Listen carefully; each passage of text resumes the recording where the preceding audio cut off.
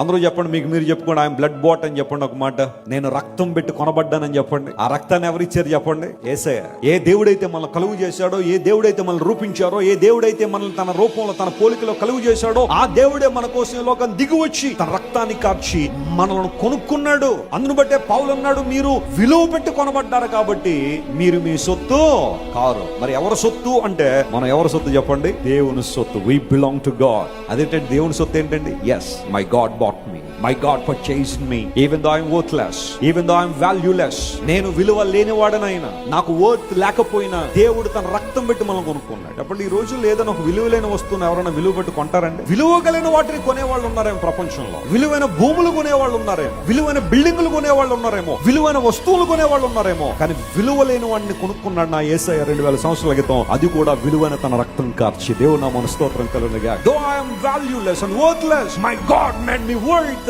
by his blood. తన రక్తం ద్వారా దేవుడు నన్ను విలువ కలిగిన వాడిగా చేశాడు.